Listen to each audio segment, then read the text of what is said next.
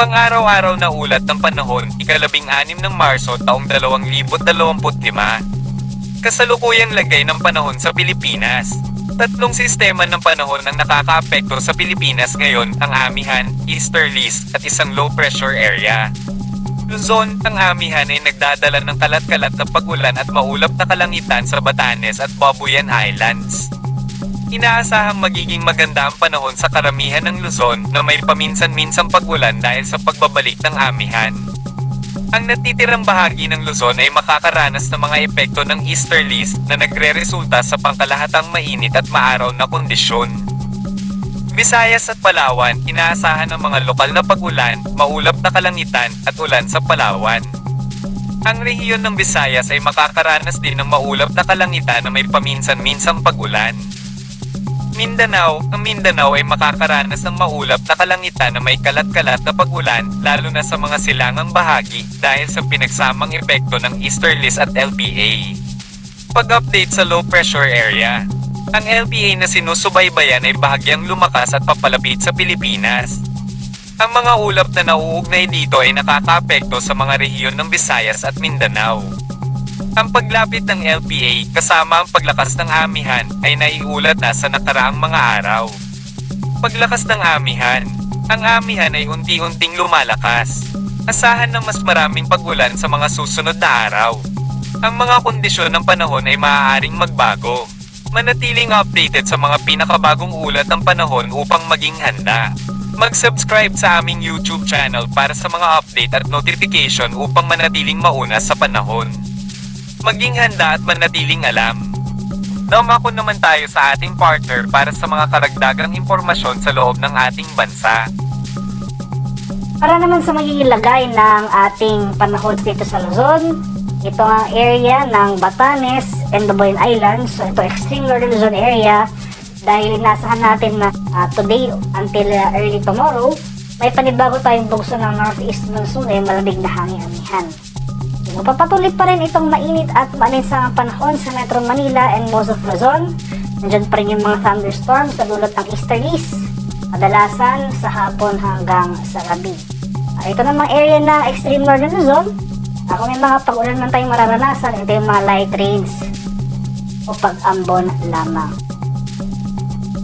Bahagi naman ng Palawan, sa Visayas at sa Mindanao, magpapatuloy rin itong bagyang maulap hanggang sa maulap na papawirin na may mga pulong-pulong pag-ulan na may pagkulong at pagkilat.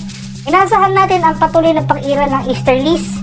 So mataas yung tsansa ng thunderstorm development dito sa eastern sections ng Visayas at northeastern Mindanao. So itong area ng eastern Visayas at Caraga. So generally fair tayo umaga sa tanghali pero mataas na yung tsansa ng mga biglaang pag-ulan dito sa mga nabanggit na lugar. At para naman sa kalagayan nating karagatan, walang gale warning na nakataas. Ngunit iba yung pag-iingat pa rin sa ating mga kababayan na maglalayag dahil nga sa inaasahan natin pagbugso ng amihan, posible tayong makaranas ng katamtaman hanggang sa malong karagatan dito sa seaboards ng extreme northern Luzon. Samantala, banayad hanggang sa katamtamang pag-alon na ating mararanasan sa nalalabing seaboards ng ating bansa. Para naman sa ating 3-day weather outlook sa mga piling lugar ng ating bansa, dahil inasahan natin itong panibagong bugso ng northeast monsoon ay amihan in the coming days. Unang maapektuhan itong area ng northern Luzon, particular na sa Baguio City. Fair weather dito sa northern and central Luzon. Pero ito nga area ng Hilagang Luzon sa mga rehiyon niya ng Ilocos Region, Cordillera, Cagayan Valley, ay makakaranas tayo ng mga pag-ambon. So bababa yung chance ng thunderstorm activity. So yung mga light rains lamang yung inaasahan natin. For Metro Manila, saka pa natin mararanasan yung pagbaba ng thunderstorm activity sa araw ng Martes hanggang sa Merkules. So sa Monday, inasahan pa rin natin yung mainit at malinsang panahon. Asahan natin na bahagyang bababa yung temperatura na dala itong pagbugso ng amihan, especially sa madaling araw. Samantala ito namang area ng Legazpi City at sa malaking bahagi pa ng Bicol Region dahil sa pagbugso ng amihan, inaasahan rin natin yung posibleng epekto ng shoreline o salubungan ng mainit at malamig na hangin. So starting Tuesday hanggang Wednesday, makakaranas tayo ng mataas na tsansa ng makaulapan at mga kalat-kalat na pag-ulan, pagkulog at pagkilat. Dalayan ng shoreline dito sa silangang bahagi ng Southern Luzon. So sa areas naman ng Visayas, sa Metro Cebu, Iloilo City at Tacloban City, sa mga susunod na araw, magpapatuloy nga yung pag-iral ng mainit na panahon na dala ng easterlies o yung hangin na nanggagaling sa Karakatang Pasipiko. Pero dahil nga may inaasahan tayong epekto ng shoreline na makaka-apekto rin sa silangang bahagi ng Visayas, so Eastern Visayas area, Tacloban City, makakaranas tayo ng mga kalat-kalat na pag-ulan, pakulog at pakilat sa araw ng Martes hanggang sa Miyerkules.